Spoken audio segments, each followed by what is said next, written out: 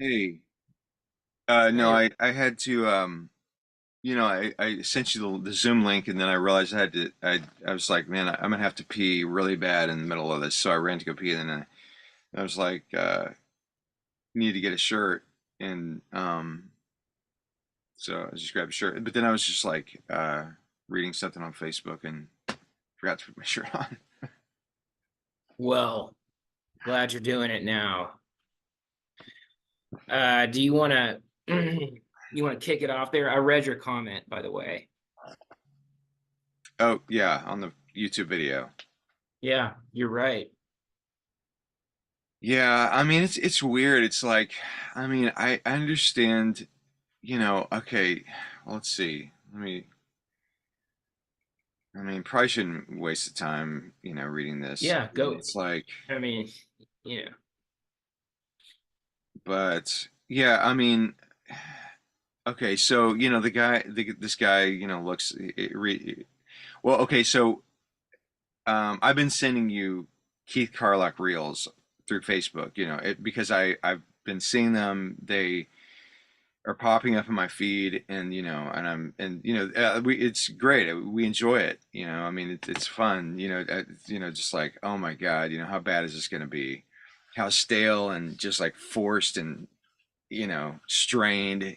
Just like not only this. I mean, we could talk about his looks, and how he looks strained, but I mean, it's just the sound of it is, it sounds painful. But yeah, anyway, yeah. so I've sent you this stuff. And so I commented on one of the reels in the comments section, and then this guy was, he's just, I mean, it's just like it's just the thing where it's like, just kind of like simple below the belt stuff, stuff. It's just like, oh, oh, you stupid, kind of, oh yeah, check Yeah. your ears, or whatever. I don't know, just just crap like that. And then so I thought, well, I better share a link to our last video, which had a bit about Keith Carlock at the end. As I was like, this would be great, some negative promotion or whatever. So we did that. I did that, and then he immediately just like ran over to YouTube and just and wrote this. What's his comment? It's like annoying voice, unprepared, stuttering. Who cares what you think? I love it. I mean, I'm glad he did that. I mean, I, I mean, and on the Facebook thing, he was like really digging into the fact that I write a lot about stuff. Then he's like, you write essays, that must mean that you're like really upset and emotional and, whatever. I mean, but I think people just don't understand that, that I mean, it's like there are people who write essays, that people like him would address, and I mean, he'd be like, yeah, I mean, you're right, or I mean, it's like a tit for tat thing, but I don't think people understand like what what are you looking at me like that for? That's the name of the Keith Carlock song I just sent you to listen to, Tit for Tat. You just Did said the you Keith you Carlock didn't song. you didn't get it. I said listen to this Oh, before you get on. And I thought you were might be referencing it. So I was like kind of looking over at you to see. wait a second. Oh my You see it? God. That's funny. I mean, okay, yeah, but I mean, it's like I think that people just are not used to a certain angle of just I guess it's OCD is a part of it, or just kind of being anal about not wanting to be a certain way. We were talking the other day about hot takes and or yesterday about hot takes, and I just don't, it's they don't deserve respect, and people saying like you know I don't know, whatever. Low hanging fruit put downs. Yeah, It's like saying you're like ugly. the I mean, or Eagles something. suck, or Yeah. something like that, and then just like leaving it there. And I mean, it's like when you say something like that, and you're not even trying to put any kind of detail behind it, or supportive thoughts or feelings or anecdotes or whatever. I mean, Well, then it's just shit on the ground that's there for somebody to stomp on, and it deserves to be stomped on. With comments like equally poking it for this and that. But I mean, anybody can say what they want. I mean, it's not like that somebody can't do that. It's funny. I mean, of course we enjoy that kind of stuff though. okay, yeah, I mean, and I want to, I sort of, I want to discuss the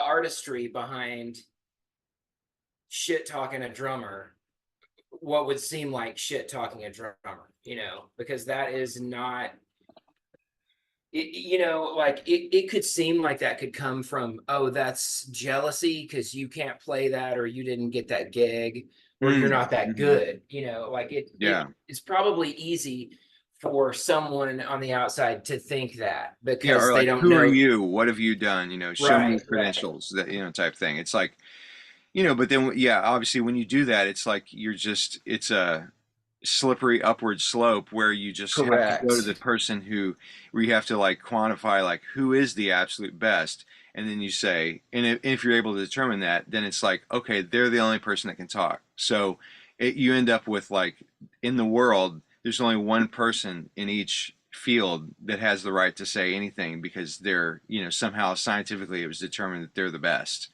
and nobody else is entitled to say anything. Right. I mean, that's okay. So we could say like that's why people don't. That's why it's not that fun to talk about Fleetwood Mac or something. Somebody that just everybody likes, Yeah, and yeah, something that's perfect, about it. And you can talk about that shit all day. But as as we've talked about before, I mean, it's important stylistically. It's just as or more important stylistically for you to determine what it is that you don't like and why you don't like it. I mean, for me, it is. I mean, yeah, it comes off as like ribbing the person or something, but that just isn't. That's not where it develops. It usually develops the same way. Like when we talk about Jack DeJohnette, like I want to like him. I mean, I wanted to like him, but I had that revelation that one night late at night, when I started texting you about it. And the excitement comes from determining what it is that's been bugging you about it. What's stopping me from hmm liking this shit, right, yeah, and then it gets fun and funny, and it's fun to talk about because it's like this relief that you've identified what it is that bugs you. And that's not to say that the person isn't good or that they're not valid or that you wish yeah, they weren't hmm there. You don't, it's none of those things. It's just like right, identifying the exactly. thing. And I mean, I want to tell the story of us going to see Steely Dan Oh yeah, because yeah, please. yeah, well, I mean, and you can tell it. No, I But mean, basically, I mean, we were excited. I was excited, and about going. I mean, it's one of my favorite shits in the world. And not really knowing anything about the drummer or anything. You and I went and we were having our fun, and it was just. I mean, I don't know if it was in the first or second song, but it's just like you're just like, wow, it's just. I mean, I don't know if I knew that it was the drummer that was the cause right away. Like it takes a second. yeah, It's yeah, just it because it it's crept like up on us. I mean, we're just kind of like, hey, this is fucking awesome. We're here seeing Steely Dan. We love them, and just kind of starting to absorb stuff, and it's just like, something starts just rubbing us the wrong way, and it's like, what is yeah, that? Like you it's said. because you're looking at I mean, you're trying to determine, is it the sound? Is it, because it's flat. The whole thing was just, it was flat and dead, and then, But once. I thought overbearing. I thought there was an overbearing element though as well. to me. Well, you, do you mean musically or sonically overbearing? Sonically. Yeah. Well, I mean from a soul flat, from a Yeah, soul okay. flat Oh, I perspective. see what You you're know what I saying. mean? Like Okay. Yeah, not yeah, yeah. Yeah. Yes, not totally. Yeah. not board flat, but I mean it was just like what is, you know, the where's the depth that should be there of it, you know, Yeah, of the feel of it totally. or whatever. I mean, you and I just have the same determinations at the same time, and then we're like, it's the fucking drummer. I mean, Yeah. it is just the fucking drummer. And then we could laser in on him and really, I mean, have that substantiated through the rest of the show that we stayed. I don't think we stayed till, I think we left early, didn't we? Well, yeah. I mean, we Yeah, did. yeah. We I don't really remember. we I remember tried just to. starting to drink. Like we You went to the know, bar. That that's the thing is that we were like, let's just go to the bar and get a drink, and then maybe something will change or something will get better. Let's just change the environment within the venue, and then right. but it wasn't getting any better, and we didn't want to go Yeah. back to our seats because we were. I guess did they have? Was it that the bar was they had an opening in the wall that you could still see the stage, or was it Yeah, it they was had like it a on window. screens? Yeah, No, it was like a window in the yeah. bar or something. So we were kind of like monitoring it from there still, and then and I think kind of at the same time we were just like, man, do you want to get out of here? I mean, man, uh, and I remember saying like, we probably had a few drinks by then, but I remember having that relief, just like I did with Jack DeJohnette, of feeling like, at least feeling like I nailed the the issue with the drummer overall. And this isn't a technical thing, obviously, but it's when I was like, I can fix him. I can fix the drummer, but he has to do exactly he has to do exactly what I say. And Yeah, it's going to be a let's hear long, it. hard road. But the prescription is at least a 10-year heroin addiction, heroin and cocaine mixed together, shooting it in your veins. And then after that, you can go to rehab, you can just get on a maintenance program, you can do, you can take methadone, whatever it is, it's that whatever you do after that point is your business, but you need to struggle with that for a Yeah. long time, to get the kind of depth that you need to go back and play with Steely Dan and make it deep. And it was funny and we laughed about it and it's still funny, but you know, it's true. I mean, it's just like something needs to dirty and deepen within the dude.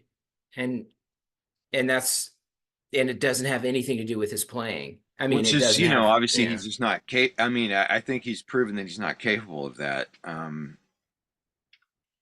I mean, I don't know. I would say I would add on. Yeah, I mean, if we were going to give an alternate, like if he was going to get a second opinion or something, like if I was the alternative medicine doctor or something to your heroin yeah, and yeah. cocaine, I would maybe say that he, need to be in a terrible accident and Oh yeah. I and mean, have to go through physical therapy and then be able to play drums again, but somehow it just disabled his whole marching band experience, you know. right, right, right.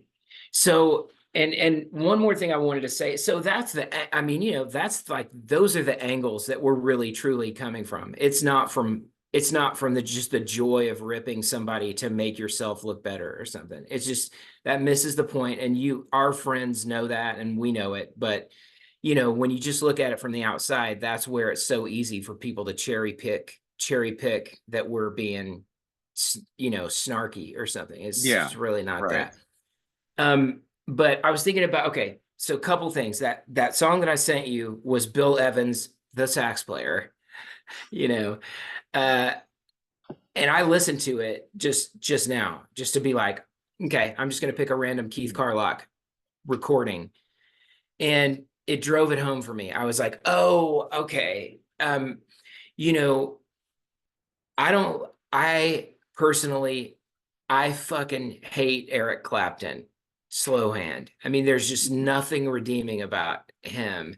You know, I don't know how he made it this far. I just don't understand, you know, but I was like, Yeah. oh shit, Keith Carlock should play for him. I mean, that would that I would then neither one of them would be on my radar at all. You know, like it just made sense to me.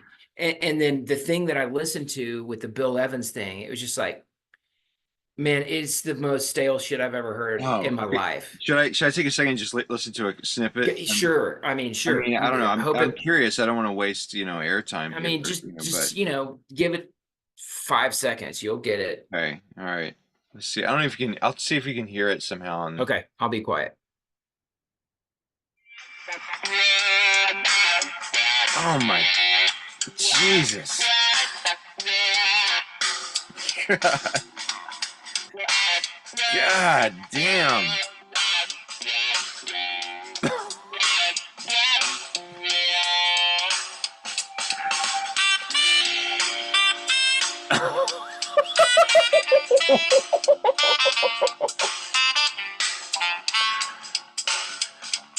God, listen to that terrible groove. I mean, it's just like,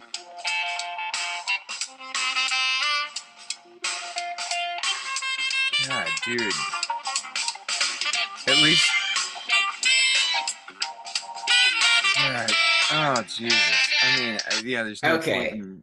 I mean, it's like, So how could he? I mean, is there any surprise further down the no, track? Or, I mean, no, you got it. That's all that needs to be said. oh So my I was God. like, so that's when I thought of Eric Clapton. I thought he should play for Eric Clapton or something, because then they wouldn't be on my radar. But the problem is,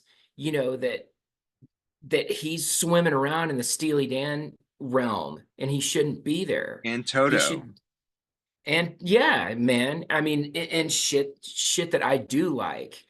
He And by the way, shouldn't. thank God that Toto show we saw, I think I was telling you, I looked it up, and I think he was like Keith Carlock had a conflict or something, so they got, oh, I forget, I cannot ever remember that other drummer's I name, don't remember it either, but but yeah. thank God it was that guy and not Keith Carlock, in that little window of like 3 months or something or whatever it was. So part of the anger of behind it is, man, if you would just stay in your lane, it's a stay in your lane anger, stay in your lane. Don't gobble up, don't gobble up those gigs because you can technically pull it off and because the band has to have very little rehearsal with you or something, because the audience and the band's reputation suffer. It's not the same music and it's not deep. It's North Texas super funk, or Oh my just God. make up a name Oh, for yeah. what that is. Okay, so which brings up to the thing, like that we wanted to do. We just kind of wanted to double down on Keith Carlock, I guess, and but have the focus of this one. I mean, we're going to be bringing up Keith Carlock for for decades until we die, but because it's fun. It just, I mean, it's interesting. I'm glad he exists. I'm glad he's there. It's just it's nice. He's nice. I appreciate him in this regard, but why, so it's like he's getting these gigs. He's playing for Toto, and he's amazing. I love Toto. I love Steely Dan. He's playing for them, and there's something about him that's making these dudes hire him. And then when you start, I mean, everybody has this appreciation for him, and it's like I'm watching these videos, and it's just his grooves sound so stiff and just like monodynamic and stale, and I'm just like, why? I mean, and people, and you look at the comments to these things, and people are just like the man, whoa, that Yeah. groove, listen to that. Can anybody do it? The best in the world. I mean, what's making the people and bands go nuts about him? I mean, what is it? Well, I mean, I already said what it could be. Just like, okay, he can pull it all off with no zero mistakes, Like the but notes, the notes, yeah, you know what I was thinking raw when I note was data in MIDI terms. raw, yeah, bingo. I mean, I was jogging yesterday and I was listening to Gaucho or something, and or the other one, Royal Scam or something. I was listening to something in there that, and it was, I don't know which one it was, but whatever it was, I was thinking, I was like, I wish I could pull, I wish I could think of the song because I would reference it and you could go listen to it. But it's just like, no, yeah. Maybe it was yeah.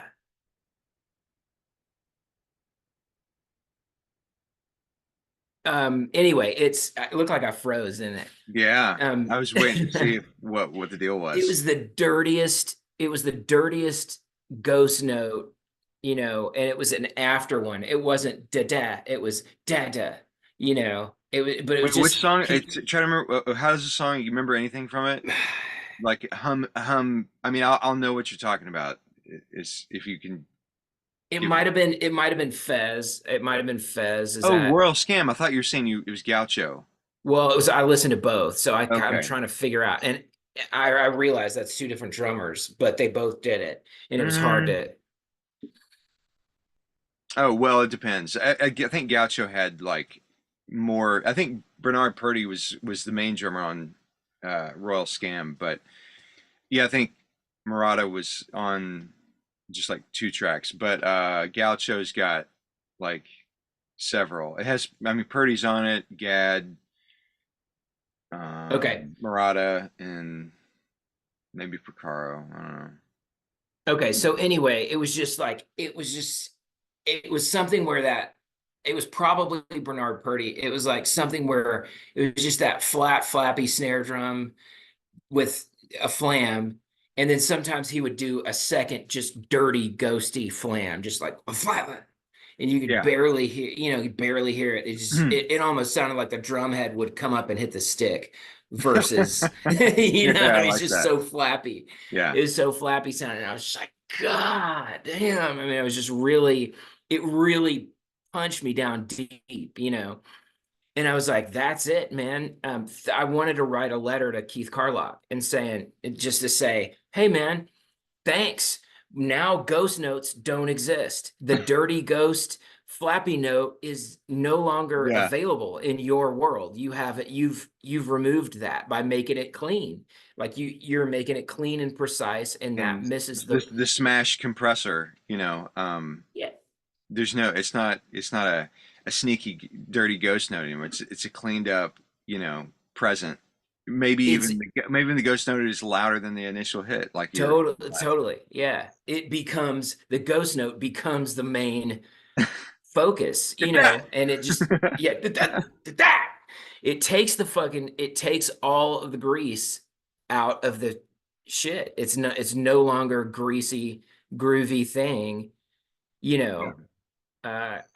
So he's too clean. And I mean, if that's not a put down, that's a Yeah, beta. it's weird because there's like, I mean, with anything, it's not that, it's like, yeah, I think I've mentioned this to you. It was you I was talking to this about, but when you think of like clean and sterile, I mean, it's easy to just start saying those things and attributing it to him, but it's more than that, because I love clean and sterile stuff. I mean, Dave Weckl is clean and sterile. I Right. love his drumming. I mean, he's not, and man, I mean, it'd be like, it would be depressing to think that somebody would say Keith Carlock, Dave Weckl. I mean, they're same thing, same difference. I mean, big difference. Oh, But okay. I go ahead. okay. I got the song. It's Green Earrings. Hmm.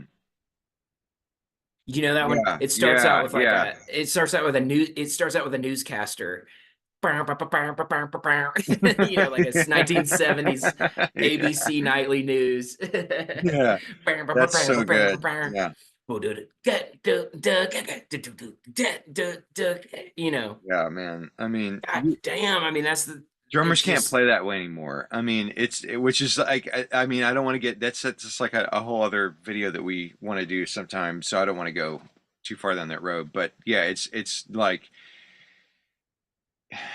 Yeah, I'm tempted to just mention things that we want to discuss in other places, but yeah, and I mean it's okay. So I think I'll use the example of also like craft work, like which is I mean completely unrelated, I guess, to the drum conversation, but they they're clean and sterile, but I mean it's like their their stuff is so precise and clean, and I mean you just think of I mean but their whole deal is like that's where the sexiness in their music is that then the soul, in which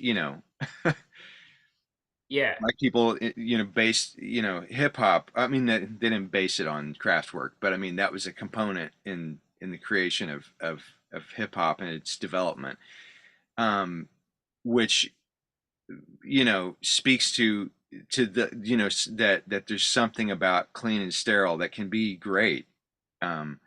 So it's not in other words, it's not just that we're talking about that as some detraction, is that being like an ultimate detraction aspect of Keith Carlock. That's just he just doesn't do No, it well. well, there are two aspects of that we've mentioned. I mean, that's why I'm saying stay in your lane, stay in the lane of that thing that I played for you here, that you played on the phone. I mean, stay in that lane. You're great in that lane. I won't hear that lane. It's the lane you ought to be in. Yeah. Um, and the second thing which you address is like, why doesn't Toto know that? I mean, why didn't Steely Dan go too clean? I mean, why didn't it redline the too clean meter? Nah, you gotta be eating a piece of chicken in one hand and slipping around a little bit more and getting a little dirty on it. I mean, Yeah. which I guess it's probably really hard to get dirty, after you accent the second double of every note that you play. I mean, how do you go, no, that one needs to be spaced a little differently and dribble a little bit more, I mean, Yeah. Yeah. it's like, Bernard Purdy and some of those guys, they're at their, you think they're at their capacity. Like they know there's some funky figure coming up and they're a little scared to play what they're about to play, but they play it anyway and see if they can it creates a tension. Can this guy get in it and get out of it and survive the lick? You want to have that feeling. That ends up making it exciting for the listener.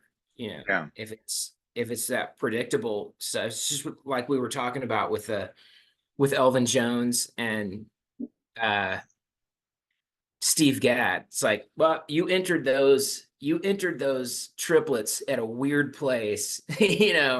How do you know how you're going to get out of it? I mean, if all else fails, I'm okay with you doing some kind of press roll or untimed snare smattering to get yourself out of it. But there's a tension that's built up already in the thing, so when Keith Carlock does it and he's done it a billion times and he's going to be super precise with it, it takes the tension away. Yeah. Yeah. So we have, I mean, we have friends who are just, who I guess probably know Keith Carlock, and Oh, definitely. um, I mean, it's like, there's, like he's done this and that, he's played with this and that, there's great respect for him. I mean, why, I just, and I've made posts on Facebook about him before, and people are just, run to his defense, but it doesn't seem like, I mean, I just don't understand why people aren't hearing. I mean, it's like the emperor's new clothes to me, and I just feel like the stupid little kid that, maybe, and I guess you do too, of just like is nobody seeing this? Is nobody hearing this? I mean, I mean, is there anything to Right. say about like why people are what they're hearing? Why what Well, I aren't mean, they hearing? I think it's really hard for people to hear it's good, but I don't like it. I mean, it doesn't, maybe that phrase doesn't make sense. It's good, but I don't like it. I mean, it's too good. So it's not moving. Yeah. And the other thing is that it's, growing up around, North Texas and stuff, when I think there starts to be a cloud of, a snowball effect when somebody's doing really well at school and Mm. starting to have the cool gigs around town and stuff. But then so then when it makes the leap to professional, shit, I think that, he was always great at school stuff and he could play all the exercises and he was in the 1 o'clock, you know, Yeah, it just starts translates becoming to, like a kind of an emotional rallying, instead of, that everybody gets caught up in, or they don't want to see the warts, so they don't want to see the any kind of, well, like maybe the lack of cracks. yeah, well, yeah. um, So there was, I mean, in that vein, I just to talk about local stuff, for me, there was like Mitch Marine, Earl Harvin, later on, Ari Honig, he was one of them, don't remember that and name. and uh and Keith Carlock, I can't think of any others like offhand. Those are just Hmm. the ones that were in our era of Scene stuff. here, yeah. Yeah. Which and all of them went on to still have professional careers and stuff. But but it's like Mitch Marine, okay, he played with, what's that Brave what's the combo. country? Yeah, No. but then he played with Foreigner after that, Oh, and then he really? played with Okay. Dwight Yoakam. Dwight Oh, Yoakam is okay. his All main right. thing. I mean, but like that doesn't put him on my radar because I'm not going to go see Dwight Yoakam, Yeah. and be disappointed. So I'm just like, so he's just okay. He's doing the thing, good for him or whatever. Yeah. That's why Yeah, I'm going to nice. come It's like back. he can just kind of exist in his little goof over there, you know. Right. Yeah. And it's fine. Like he found a lane, he's picking it, and that's what he's doing. Um, that's why I think that's why this is a plea for Keith Carlock to play with slow hand with Eric Clapton. That's your gig, go for it. Oh man. Yeah, I feel like it's just not, I mean, as much as I know what I'm thinking and what I want to say about certain aspects of his playing, I feel like I feel like there's something that I'm not, I mean, I'm waiting for it to just hit me, like, what is it that about the psychology of what's going on there, because I mean, I feel like I feel like when you see these videos and people are going on about it, and they just want to put Keith Carlock up with all the great Steely Dan drummers, I mean, who are great in other bands too, but I mean that Steely Dan used, Jeff Porcaro, Bernard Purdy, Murata, Gad, and I mean, I just don't understand why they don't hear like a huge difference, but I mean, Carlock is just not. Yeah, I don't know, man. I mean, I just feel like I get to the same point, with my thoughts. I get there, and there's just like a divide that I don't.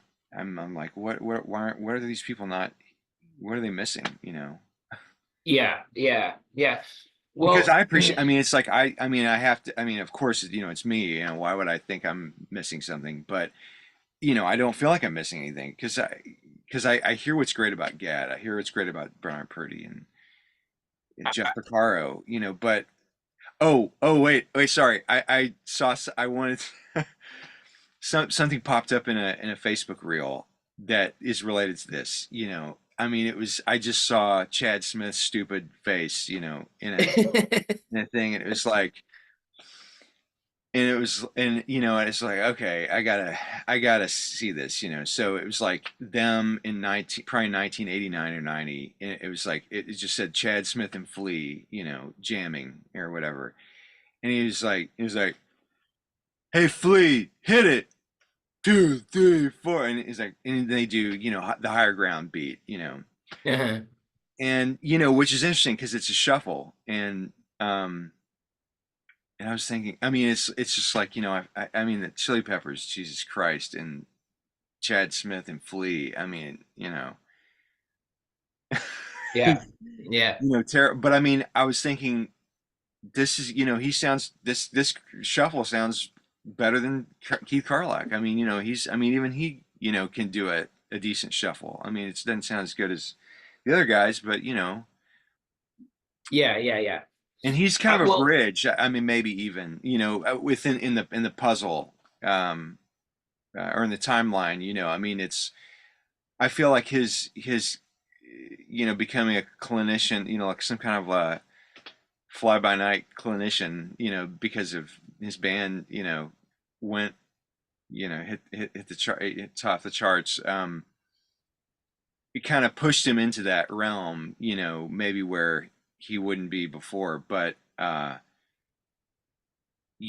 mean, you can see a progression from like somebody like Jeff Porcaro to Chad Smith to Keith Carlock, where the dynamicism or whatever, just kind of gets, it, and that's what was going on in the 90s. It was just like thinking about, you know I've got to get the all the hits. We have to hear all the accents. I mean, it's like, having the recordings, like smash compressor. Like, we don't want to miss anything, and then in yeah. doing that, you miss everything.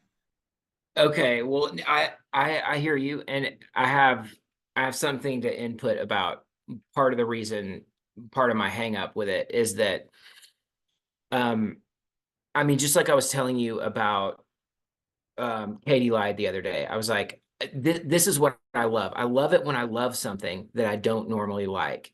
Because there's a lot of cheap blues licks and shit on there, but they get above it and you don't notice that that's what's going on. I Yeah, mean, and ZZ Top kind of can do that too. You're just like, I don't know what's happening, but I don't usually like this kind of shit, but I like this. And I feel that way about shuffles too. I mean, I don't seek them out. I don't yeah, like them, but when they're just buried and you just realize later that's a shuffle when you try to play it or something, you're like, oh, okay. I just, yeah, the drummers and the situations made you rise above thinking it was a shuffle or thinking it was a blues. You're just above it. But any element of that brings you back to it, like, oh, he's playing a shuffle. I'm out of it takes the movie away. The movie is no longer there. You're just like, I'm out yeah. of the character that I I want to got say it. one And thing. he has, We have a couple minutes left. I just wanted to. I mean, something just hit me, that I wanted to mention is that about watching Keith Carlock playing is that it seems like, I feel like he's trying to hit the ceiling, more than the drum. Like, when you watch him, it just seems like it's like there's a pulling up somehow. It's like, yeah, yeah, yeah, it's like yeah, yanking something, which is interesting. Like, somehow it delivers that yeah, sound. yeah. Yeah, Uh, like he's got strings tied around his sticks and someone's way above him, kind of yeah. like making it. Yeah, but I mean, just kind of to go back to the guy, the person who commented, and that kind of stuff. I mean, just making fun. I mean, it's just like saying, like, you have to reach a certain level of education to say anything. And the fact is that somebody with no education, who's just like a bum on the street or whatever, or just a kid, they can have perspective. Um, they may say and and like, and I mean, I'm terrible at that. I would fail a finishing school, entry exam, for sure. Yeah, I don't know about you, but I would. But I mean, to just like pick on that stuff is just really, I mean, it's below the belt, and below the discussion. it is. But I'll say, hey, thanks for doing it. I mean, Yeah, we're glad, though. I mean, I I love. I mean, it's like it's a catalyst, and it's great. We love it yeah, at yeah. It gives the us same more to time. talk about, really. All right. Yeah. Well, I'll see you, man. So yeah.